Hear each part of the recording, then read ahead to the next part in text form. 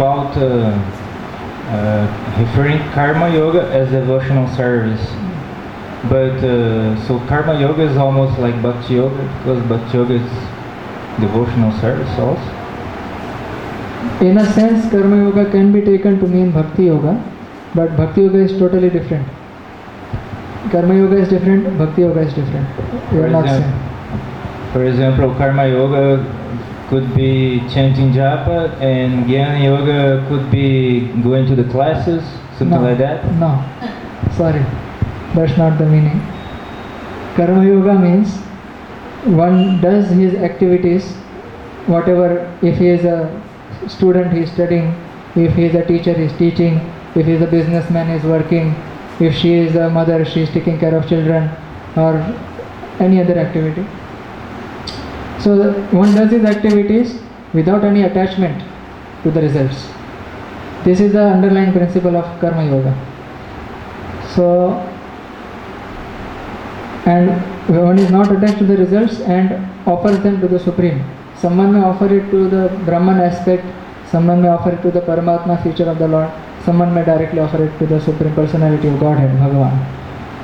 So, this is the karma yoga thing. Jnana yoga means one is done with all his attachments in this world. One does not have attachment for any activity in this world. One does not have sensory attachments to this world. But one wants to gain knowledge of the transcendental subject. So that is Jnana Yoga. And it is characterized by meditation. Meditation. One studies the scriptures and contemplates on their meaning. One, churns his mind constantly to find out what is the real meaning. One has that purity of heart to do that, actually. So that is called as Jnana Yoga. One is cultivating knowledge of the Supreme. Bhakti Yoga is such a wonderful thing that it is the highest because Krishna is the Supreme Personality of Godhead, and he can be understood, he can be approached only through bhakti. Bhakti amam abhijanati, not through any other process. So, bhakti can give us the highest realization of Krishna as the Supreme Personality of Godhead. At the same time, because bhakti can give us Krishna, which jnana cannot give us, Jnana Yoga, if you engage in Jnana Yoga, you cannot come to the point of understanding Krishna, of understanding the Bhagavan. For that you have to have the association of a Vaishnava. When a person who is a Jnana Yogi, because he is constantly churning his mind regarding learning the scriptures and like that, by his good fortune he may come in contact with a devotee and hear from him what is the real understanding of the scriptures. And when he understands from this devotee, this bhakti develops in his heart, and that's how he can approach Krishna. On his own, by the strength of his own mind and intellect, it is impossible. So bhakti can come only through a devotee, through a bhakta. So jnana cannot give us Krishna. Karma Yoga, of course, it is a lower thing than jnana. It also cannot give us Krishna. Only bhakti can give. And because bhakti is so powerful, it can go to the places where even the lesser processes they cannot go. Even the lesser processes like jnana and karma, where they cannot go, bhakti can go there also. So, even a person who is completely attached to this material body and the activities of this world, bhakti can enter his life and gradually purify his heart and bring him to the real platform of a devotee. That is the glory of bhakti. It is the highest, and also it is all encompassing. It approaches everywhere. So for your answer, karma yoga it is it is the performance of material activities, offering them to the Supreme in a detached fashion. Jnana Yoga is the person is having detachment from this world and is cultivating knowledge by contemplation, by meditation. And Bhakti is the total offering of oneself to the Supreme Personality of Godhead without any consideration for oneself. Sarva dharman parityajya mam ekam sharanam vraja. So, a real devotee, pure devotee, does not have any separate interest from the Lord than the Lord. He has just completely surrendered himself to the Lord. That Bhaktivinoda Thakur prays that Manasa deho geho jo kishu mor arpilantu apade nanda kishore. Everything is yours. My mind, my body, my home, my whole self, everything is yours. Whatever you do, maro bhi rakho bhi jo ichha to hai. You kill me, you protect me. I don't have any concerns. Mama janmani janmani ishware bhavata bhakti rahetu kite. This is Chaitanya Mahaprabhu's prayer.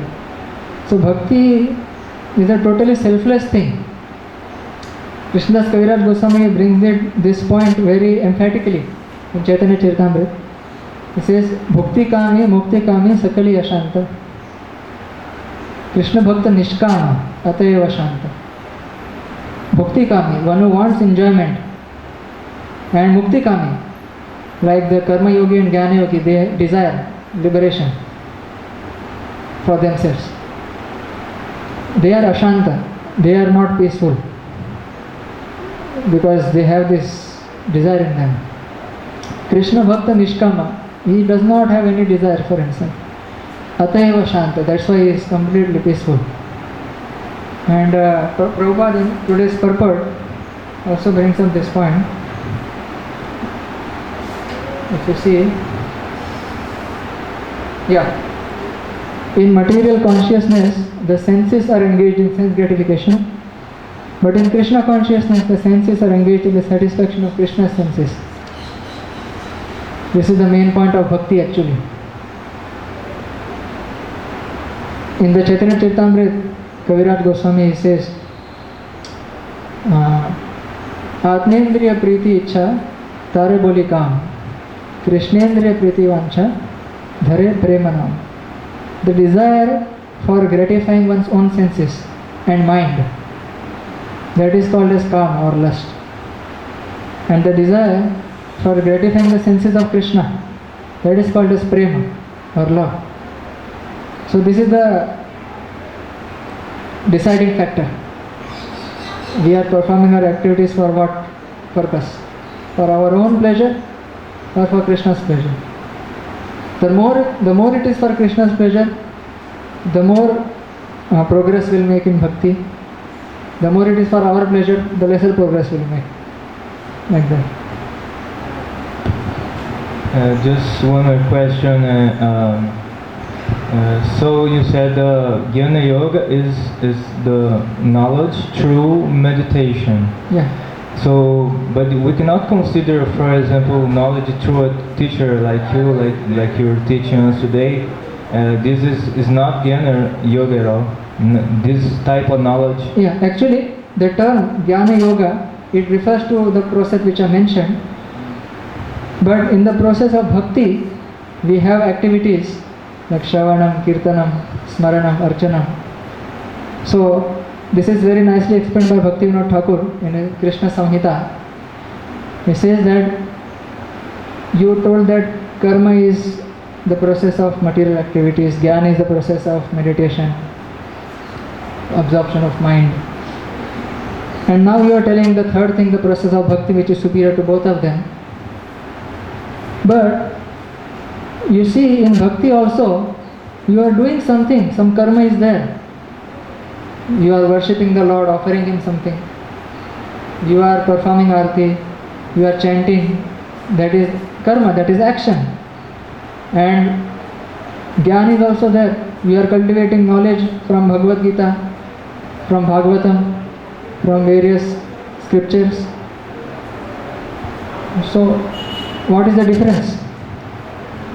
So then Bhaktivinoda Thakur says that although the process of bhakti, of course, it is an endeavor, and any endeavor will have one of these two components. An endeavor means an action through the body or through the mind. That is the thing. So he says that although bhakti is action and bhakti is having action and bhakti is having cultivation of knowledge also, but just classifying bhakti by the words karma, yoga, and by the words jnana, that does not give the full meaning of the process of bhakti. The process of bhakti cannot be fully expressed by these words of karma and jnana. That's why the word bhakti is so important. The word bhakti is used for this devotional process. So bhakti means, very nicely explained by Srila Rupa Goswami. He defines what is uttama bhakti, the definition. Anyabhilashita shunyam jnana karmadi anamrita anukulina krishnanushilanam bhakti uttama. First thing he says, anya abhilashita shunyam, without any desires for any other thing, anya abhilash, except pleasing Krishna. Only this one desire. And jnana karma adi anavritam, not covered by the processes of jnana and karma. He does not say jnana karma adi shunyam, because the process of bhakti has jnana. Process of bhakti has karma included in it. So he does not say jnana karma adi anavritam. He says that he does not say jnana karma adi shunyam. He says anavritam, not covered. So a devotee, when he is engaged in the process of Krishna consciousness, devotional service, he may be having certain duties in this world also at the same time. He may be someone's son, he may be someone's father, he may be someone's husband, someone's wife, like that. Some activities in this world will be there. So these things, these material relationships, these activities in this world, they should not cover our determination, our our execution of the processes of bhakti. So this is the karma part. It should not cover the bhakti. And the jnana thing, one should not be too much overwhelmed by the sections of the scriptures which stress the impersonal aspect of the Lord, which stress liberation from this world. One should not be too much attracted by these sections of the Vedas.